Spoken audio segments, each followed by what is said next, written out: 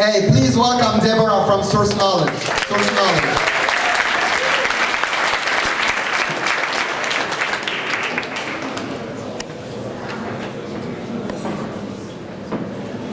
Hi, can everybody hear me? Happy International Women's Day. Very happy to be here. Our company is called Source Knowledge. We are a performance advertising tech company.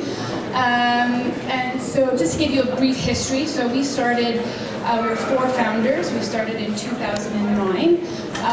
Prior to that, I was running a search engine optimization, search engine marketing company called D-Side, and then we spun that into a full-service media company, so banners, display, advertising, search marketing, analytics, and so we did that a couple of years, and then from there we grew into a tech company, and so this is primarily where we are now.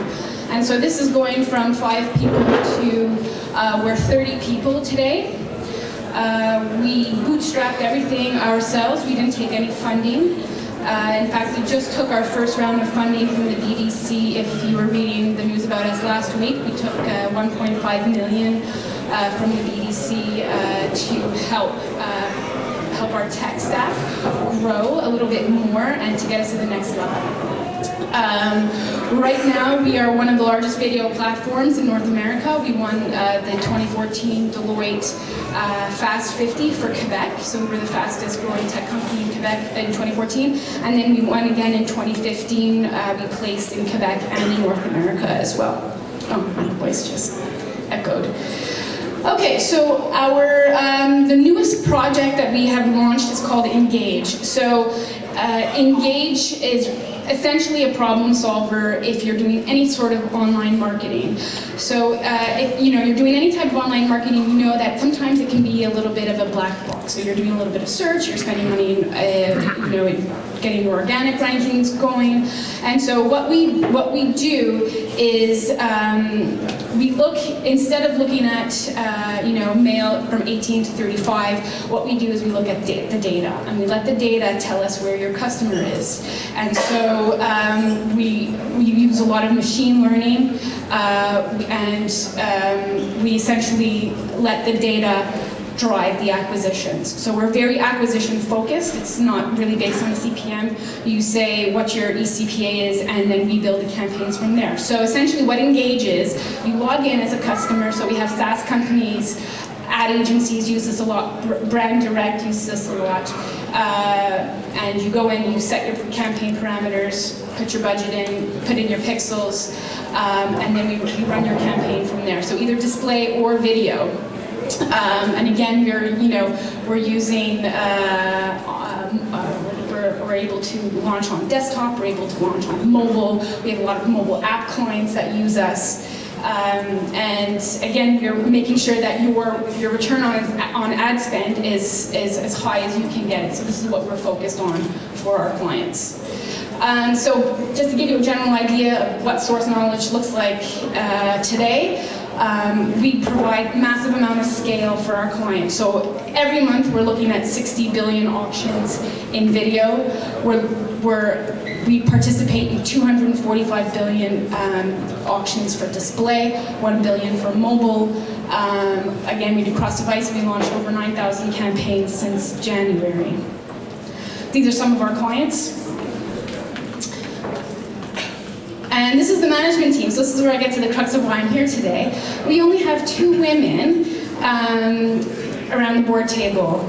And so, when we talk about decision makers, it's me and it's Sylvia, and we have one other sales rep. She's our best performing sales rep, Jackie Walker. She outperforms all the men. Yes, go Jackie. Her ears are burning right now.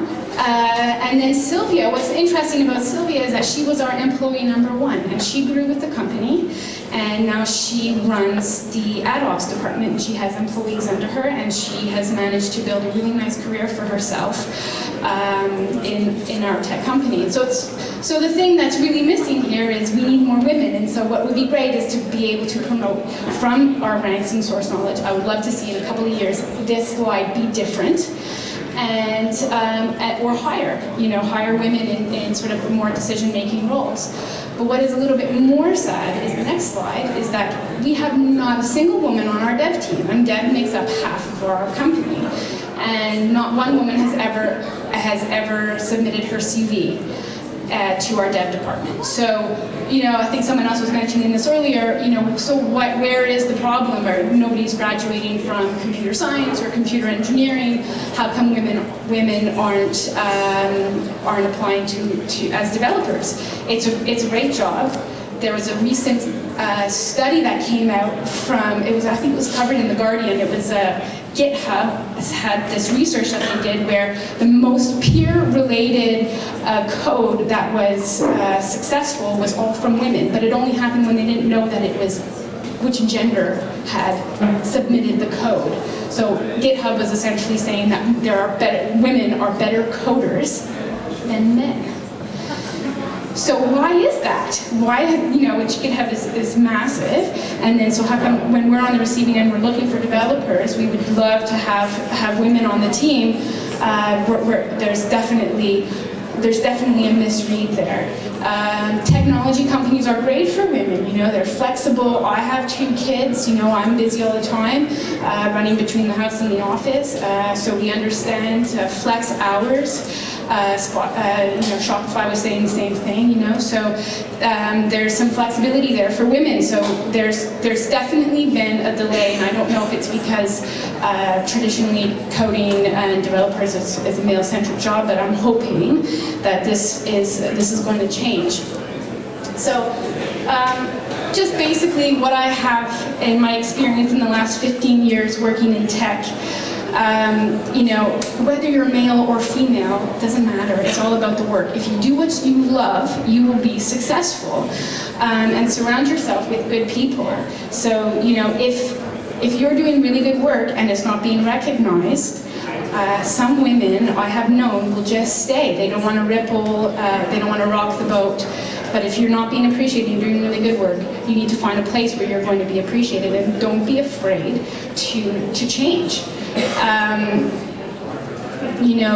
Men are really good at building networks. So, I think this is something that is really important also for women. Use LinkedIn, support your colleagues on LinkedIn. You never know when you're going to need your network. If you want to switch jobs, if you want to go find someplace else to go, this is a good place to tap into.